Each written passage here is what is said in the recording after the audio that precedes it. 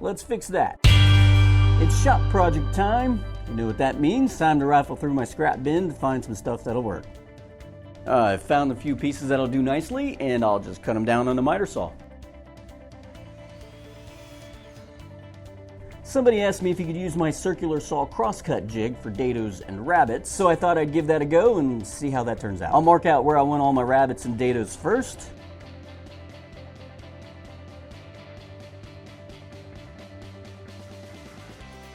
Then I'll line that mark up with the blade on the saw.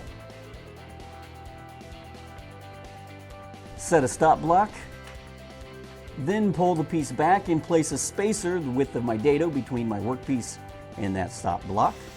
Swipe it once. Then push the piece to the stop block and pull back on it about 1/8 of an inch. And make the second cut and clear the material between those two cuts. Yes, that's very unscientific, but hey, it's my shop and I can eyeball stuff as much as I'd like. In fact, I say if you can eyeball stuff and get away with it, well then you have a moral obligation to do so. So I'm doing so. Anyway, that doesn't come out half bad. So if you don't have a router or a table saw, but you do have a circular saw, dados, rabbits, and even half laps can be done fairly efficiently with this crosscut jig. If you want to see that build, here's a link for you. So with all my rabbits and dados cut, it's time to trim the fat. Just a couple of quick roundovers on some corners, nothing really all that necessary, cosmetic really.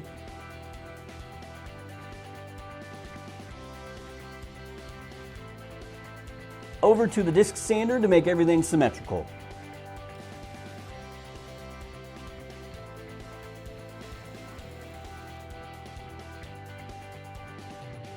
Alright, so here is a rough layout for most of my pieces. Now this dowel rod here is going to need some holes drilled for it, and the drill press, that will do nicely for that work. The longer top and bottom pieces of the swing out clamp rack gets holes drilled all the way through both pieces for that dowel. However, the corresponding pieces that are attached to the wall mounted section only gets a hole drilled through the top piece.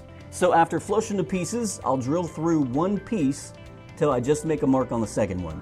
Then on the second piece, all I have to do is take that to about 1/4 of an inch.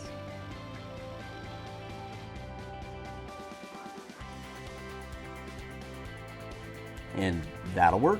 Time for assembly. First, the wall mounted section. For a complete list of cuts and measurements, including where to put all those dados and rabbits, head off to my website, simplyeasydiy.com. Check the description.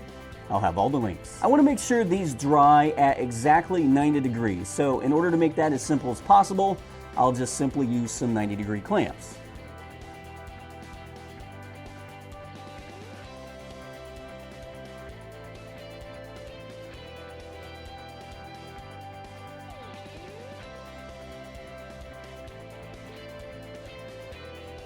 More 90-degree clamps.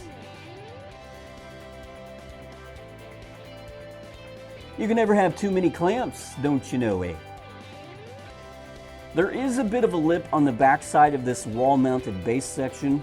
So in order to fill that in and then bulk it up a little bit, I'm just simply going to glue a second piece back here. Once everything is dry, I'll take them out of their clamps and attach the clamp rack's cross members.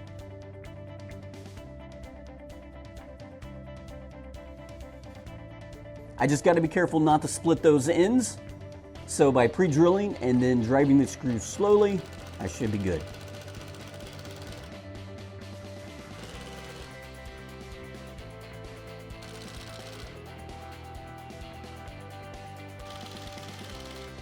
I'm attaching my swing out clamp rack to a masonry wall. So after pre-drilling some mounting holes, I'll countersink those, add some washers, and since I'm going in a concrete block, I'll use some concrete anchors.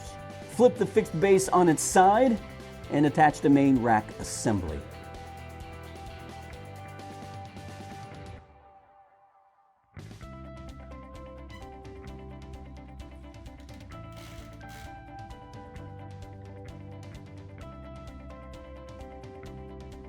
That's not too bad. All right, it's time to load her up. For some additional details, along with some obvious information that I didn't feel like bogging the video down for, head off to my website, simplyeasydiy.com. Check the description, I'll have all the links. Hey, don't forget to drop me a like or a dislike and subscribe if you haven't. Check me out on Facebook and Pinterest. If you like this video, here's a couple more you'll like as well. Until then. Hey, cat, you think you could do that elsewhere? Of course not.